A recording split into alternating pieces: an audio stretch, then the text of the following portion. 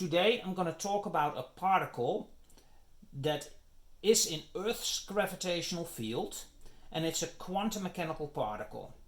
Okay, so think about an electron, for instance, and we're going to see how the particle moves under the influence of Earth's gravity.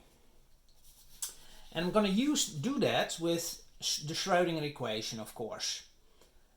Here we have a copy of the Schrodinger equation, and the Schrodinger equation is here time dependent. As you can see, it depends on position as well as on time. We're going to first take out the time dependency, and we're going to assume that also the potential is not depending on time. And we do that by splitting up the wave function, the phi, in two pieces, a phi that depends just on x and a phi that depends on just on t. And if we plug that into this equation here, you will see that if you differentiate this function with respect to time, this part will go to the front, and you will get an e to the power of this part, minus I e over h bar times t. And doing the same on the right hand side, you will also get that part, so you can take that part out. Okay, and if you do that and you move these to the left side, you will get the following Schrodinger equation that now only depends on position. Okay, this is the equation that we're going to use to analyze our particle in a gravitational field. Now, what is the potential here? The potential is the potential of a gravitational field, which, as you probably know from classical mechanics, is m times g times c, if c is bigger than 0, and it's infinity if c is smaller than 0. So the particle cannot tunnel into the Earth, right?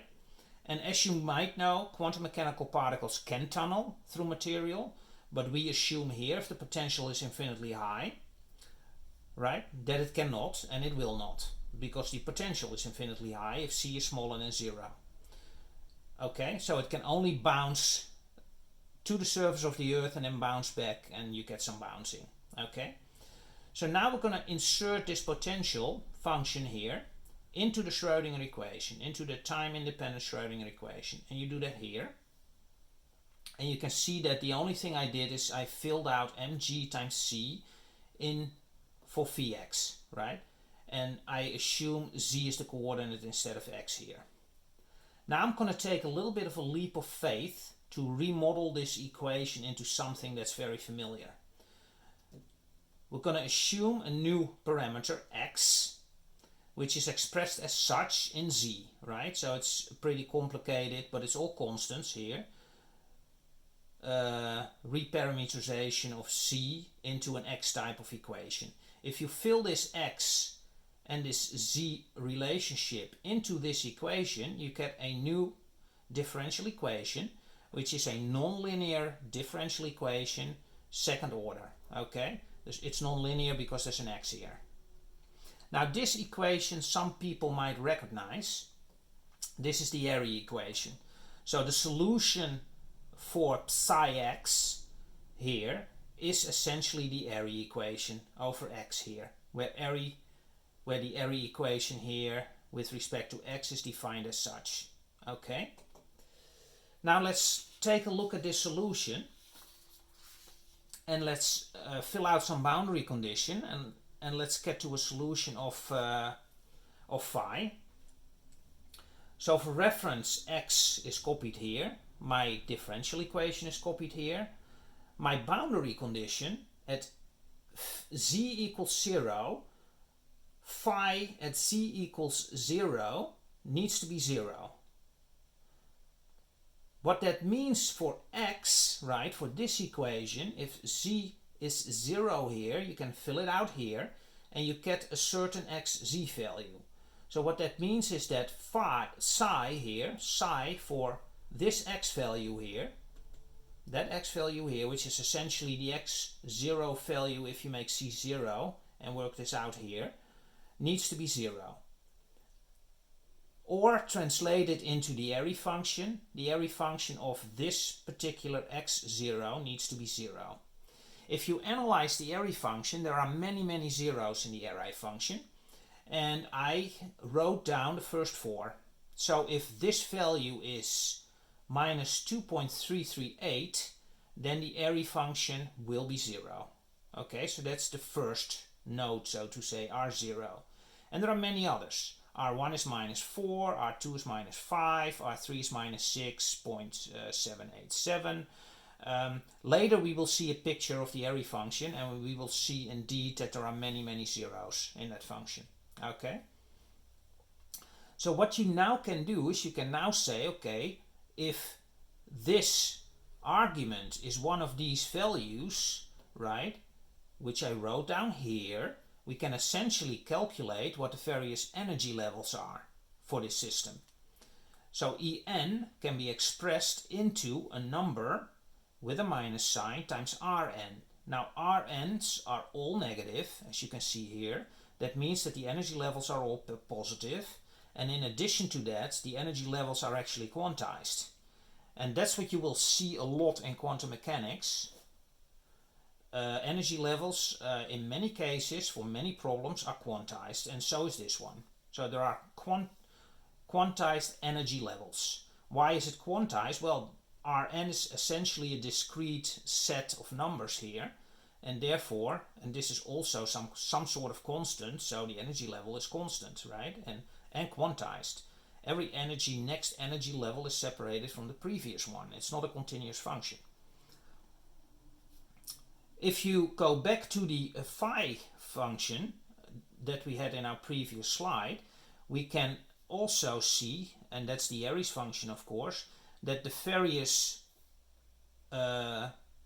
wave functions here, phi n of c, are now this. Okay? Great. What we are gonna do next, because this is kind of a hard way to describe what it does, and to get some insight into what the Airy function really does, we're going to solve it in a slightly different way now. We're going to use perturbation theory, and I did 2 videos on perturbation theory before, and I will put a link in the description of this video, and then you can get a good feel of how perturbation theory works. But we're going to do that here again. And then we're going to do perturbation theory, and we will see that it is exactly the same as the Airy function, up to some sort of resolution, of course. So we have this second order nonlinear differential equation. We have our boundary condition on psi x0 needs to be 0. We saw that in the previous slide with x0 equals this value. Okay. So how do we do that? We say, okay, we're going to place an epsilon in front of here, in front of this x, psi x.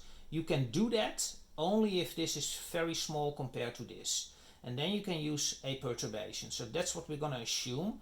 And after the fact, we will verify if that actually made sense.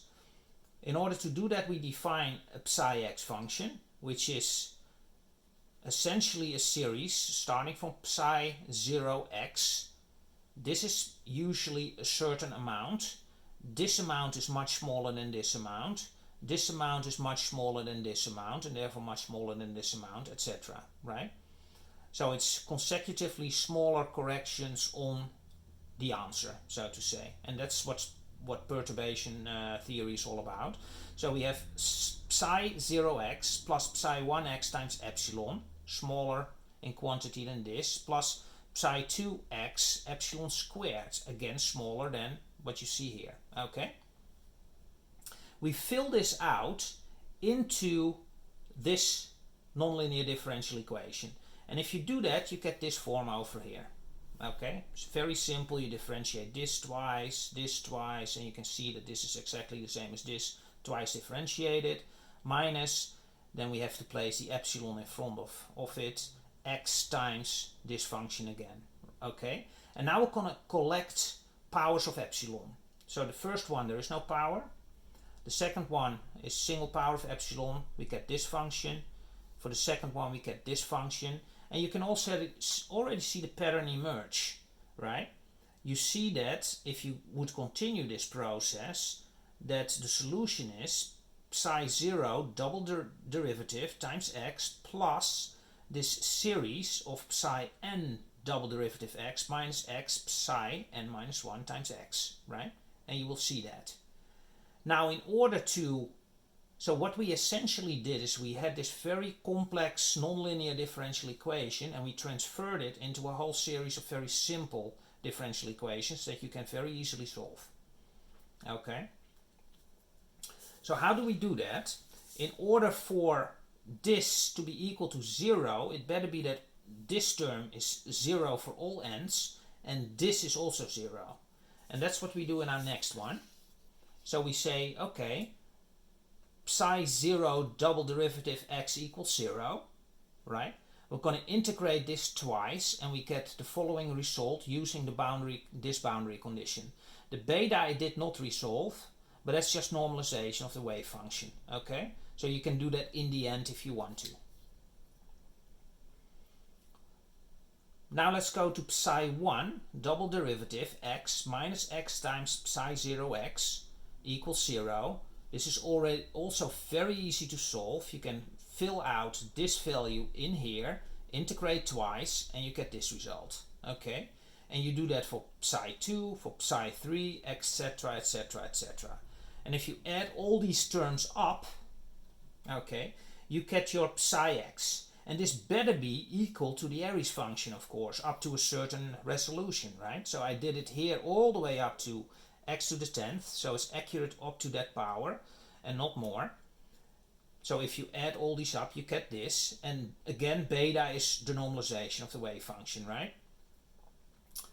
So now let's take a look at how accurate it actually is. So I made 3 plots and I did that with Mathematica. I verified everything with Mathematica also, so I'm pretty sure it's accurate. Here you can see the Airy's function. Let's start at the bottom. This Airy's function goes like this, right? That's the Airy's function and it will go on forever and ever and ever, like that. Okay? You have also that Airy's function here, but you don't see it that much because I cut it off. And what you also see here is, that's my perturbation. So it follows the Airy function very well, all the way up to, say, -3 or so, and then it starts to diverge over here. Okay, so I used my perturbation up to x to the power of 5 here, so these terms essentially, and I stopped here. Okay, so I did not take this into account, and then you can see that it is accurate, say up to x is -3 or so. Okay, here I did it up to x is 10, so this whole thing I did here in this picture. And you can see that it's accurate at least up to the first 2 energy levels, right? So the first energy level, as we saw before, is here. The second energy level is here.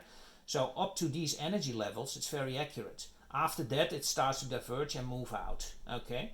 And here I did it up to x is 15, to the power x to the 15th. And then you can see that it is accurate up to 1, 2, 3, at least 4 and maybe even 5 energy levels, right? So the first 5 energy levels of the bouncing particle in a gravitational field are accurate using perturbation theory if you go all the way up to x to the 15th power. Okay? So I think it's really cool that you can solve this very complex Airy equation that you cannot really solve. You have to say, okay, it's the Airy equation and it has some properties. But with perturbation theory, you can actually calculate it and you can see that it is very close to what the Airy function is in reality. But you have to, of course, be cognizant of the fact that there is resolution involved, right? So it's not going to hold up forever. There is a certain limit and you can actually analyze that. Okay, I think this is a great place to stop. If you like this video, please subscribe and please like, and I'll see you in the next one.